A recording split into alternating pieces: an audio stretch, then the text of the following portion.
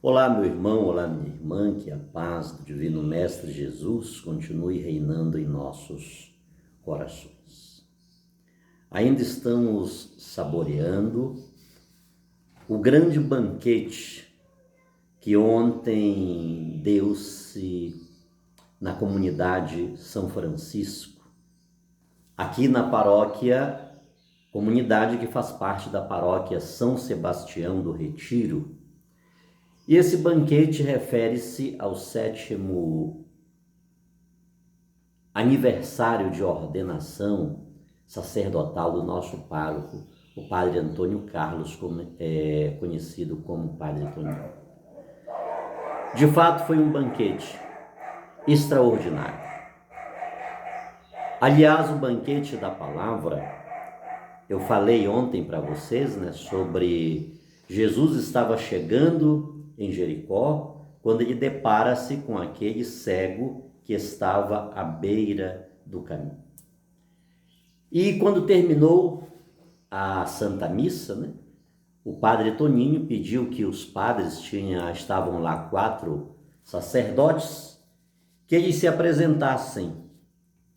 E quase que um por um, deu uma pequena palavra sobre o Evangelho.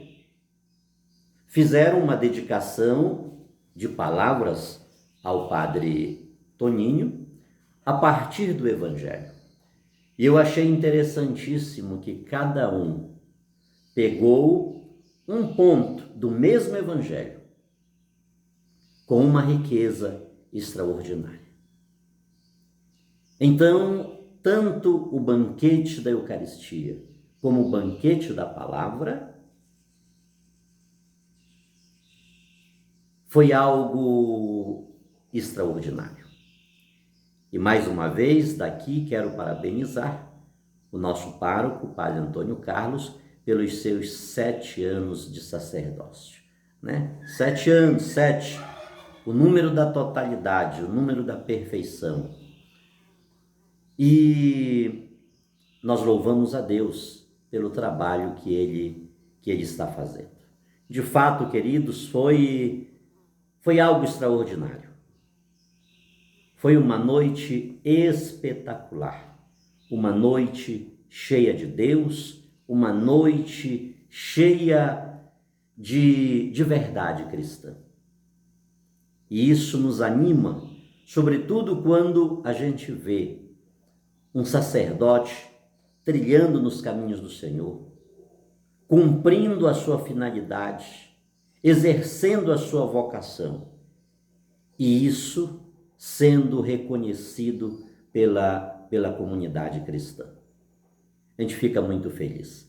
Parabéns ao Padre Toninho e também a outros padres, como ele disse, que foram ordenados juntos com ele e, com toda certeza, ontem também celebraram 7 anos de sacerdócio. Mas, querido irmão, querida irmã, hoje, a liturgia de hoje, tanto a primeira leitura, que é extraída do livro do Apocalipse, capítulo 3, do 1 ao 6 e do 14 ao 22, quanto o Evangelho, que é Lucas, capítulo 19, do 1 ao 10, essas duas leituras falam literalmente da conduta humana. Ou seja, quem encontra Jesus muda de vida.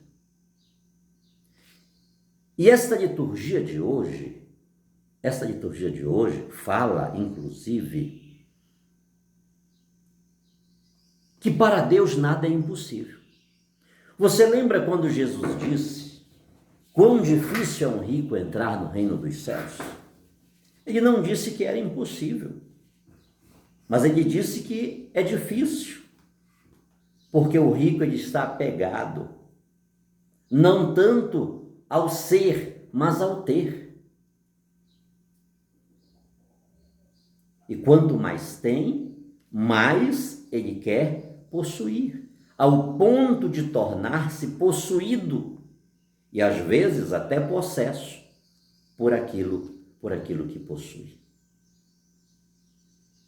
Então, se Jesus disse lá naquela ocasião, quão difícil é um rico entrar no reino dos céus, hoje, o evangelho deste dia está mostrando para nós o quanto é possível um rico entrar no reino dos céus. O quanto é possível um rico mudar de conduta. Em Apocalipse, no capítulo 3, e já no versículo 1, a parte B do versículo, lemos: conheço a tua conduta. Tens fama de estar vivo, mas está morto. Você lembra que há poucos dias nós lemos um texto, não foi da carta aos Efésios, fugiu aqui da mente, onde São Paulo, ele manda uma mensagem para os maridos, as esposas, os jovens, os idosos. Você lembra? Porque a comunidade é formada por várias categorias de pessoas, ele manda uma mensagem específica. Foi na carta a Tito. Ele manda uma mensagem específica para cada categoria de ser humano. É isso mesmo, foi na carta a Tito. Hoje, uma mensagem vinda diretamente do coração de Deus, porque São João vai dizer revelação de Jesus Cristo, quando ele estava exilado na ilha de Pátmos, cercada ali pelo mar Egeu. Hoje, uma mensagem está sendo enviada para cada uma das 7 igrejas da Ásia Menor. E uma palavra-chave, uma palavra mestra, que atinge praticamente todas as comunidades, é exatamente o conhecimento que Deus tem de cada um de nós, de cada uma daquelas igrejas. Conheço a tua conduta. Tens fama de estar vivo, todavia estás morto. É um texto belíssimo, é uma peça com o gênero literário da apocalíptica. É preciso saber ler esse texto, porque muitas confusões são feitas a partir do texto sagrado, que não quer produzir confusão alguma.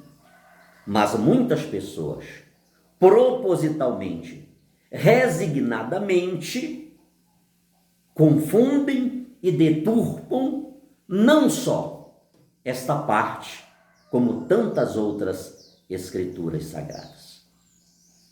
Mas, como estava dizendo, tanto a primeira leitura como o Evangelho falam da conduta humana. Se ontem Jesus estava entrando em Jericó, antes dele entrar em Jericó, ele depara-se com um cego à beira do caminho, um cego que mendigava. Desta feita, Jesus já está dentro de Jericó. E é exatamente dentro de Jericó que aparece uma grande multidão cercando Jesus Cristo. Poderíamos dizer mais. Se ontem havia uma multidão, e além da multidão, uma cegueira, que impedia aquele homem que estava à margem do caminho de ver Jesus, de aproximar-se de Jesus, e uma multidão que literalmente mandava que ele se calasse. Isto é muito sério, queridos. O homem já era cego, e agora havia uma multidão que aparentemente seguia Jesus, acompanhava Jesus, mas estava agora imputando aquele homem que já era cego o não falar. Cala-te, cala a tua boca. Ainda bem que o homem gritava mais alto: Jesus, filho de Davi, tem misericórdia de mim. Lá em Jericó, um homem de pequena estatura, Ele queria ver Jesus, mas não podia, por causa da multidão. Zaqueu, ele era um homem rico. Ele não era simplesmente um publicano, ele era o chefe dos publicanos. Se os publicanos já tinham uma vida, uma índole má, não eram pessoas benquistas na sociedade, imagina o que significava ser o chefe dos publicanos.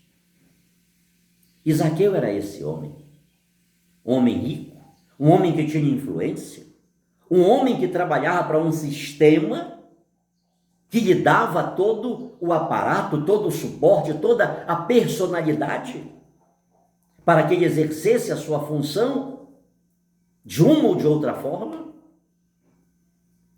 Todavia, Zaqueu, ele expõe-se ao ridículo e sobe em uma figueira, em uma árvore, para que de lá ele pudesse ver Jesus.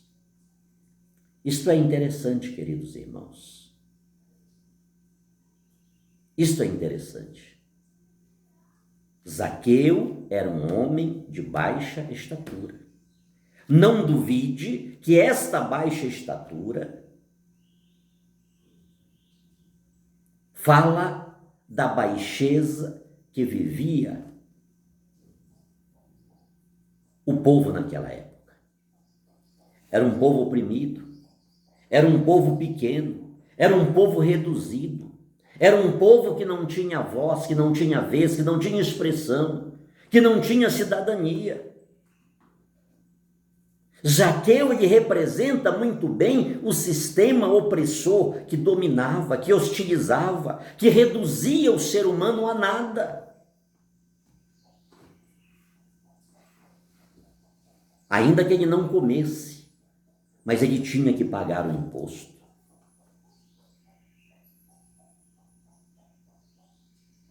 Zaqueu é o representante desse sistema que reduz o ser humano na sua identidade,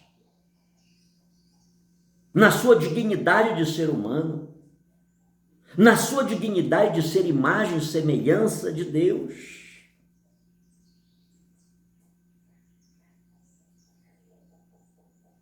A corrupção torna o ser humano baixo. A corrupção é um ato que atinge toda uma sociedade. Nós experimentamos isto hoje no nosso Brasil. As cifras, produtos da corrupção, é algo assustador. E isto não acontece apenas no Brasil, mas o nosso Brasil é suficiente para demonstrar o quanto o ser humano está reduzido. A estatura do ser humano está menos que nada.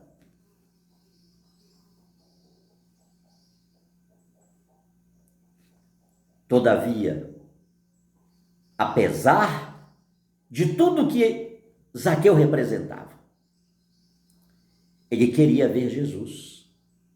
Como aquele cego de ontem, que não deixou-se vencer pela multidão que o impedia de aproximar-se de Jesus, ou de ser ouvido por Jesus Cristo. Zaqueu, ele queria ver Jesus. E é interessante, queridos, que Jesus sabe, Deus sabe, quem tem o firme propósito de vê-lo, de ter um encontro com ele. Porque ter um encontro com Jesus é sinônimo de mudança de vida, mudança de atitude, mudança de conduta. E Zaqueu, ele não apenas quis ver Jesus, como quando Jesus fala com ele debaixo da árvore, ele então acolhe Jesus em sua casa. Você lembra daquele texto de Mateus 25? Eu era um forasteiro e me acolheste? Zaqueu literalmente acolheu Jesus.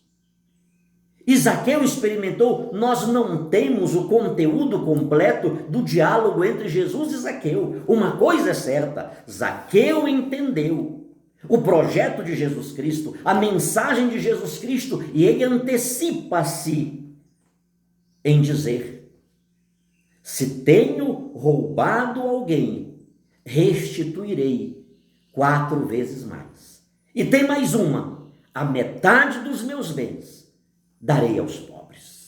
Ele compreendeu. Observe, queridos, que Jesus não disse para Zaqueu o que dissera para aquele jovem rico: vai e vende tudo que tem e dá aos pobres. Sempre digo que ninguém vai para o céu porque é pobre e ninguém vai para o inferno porque é rico. Não trata-se disso. Aquele jovem rico não entendeu nada do que Jesus dissera-lhe.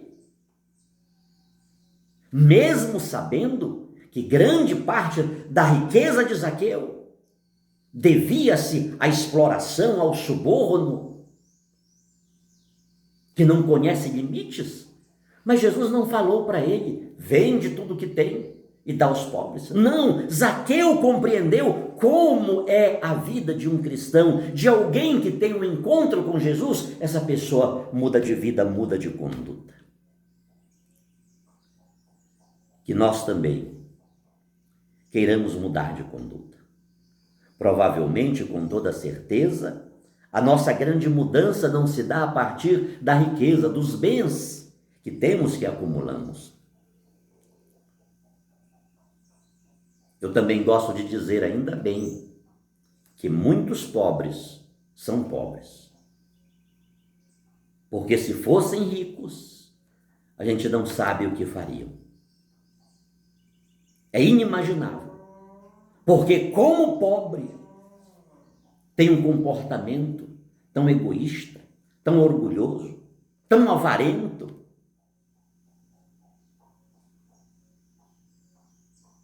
Queiramos nós, a partir de nós, e cada um de nós, podemos fazer a nossa reflexão e ver qual a conduta que precisamos mudar. Que Deus nos abençoe, que Deus nos guarde. Não esqueçamos, Jesus já tinha entrado em Jericó. Não esqueçamos deste detalhe. Jesus já tinha entrado em Jericó. Jesus já entrou em muitas casas, em muitas famílias. Muitas pessoas já tiveram um encontro com Jesus. Vamos recordar ontem? Que queres? Eu quero ver de novo. Eu quero ver de novo. Jesus restituiu a visão daquele cego. Enxerga de novo. É preciso que nós voltamos a enxergar.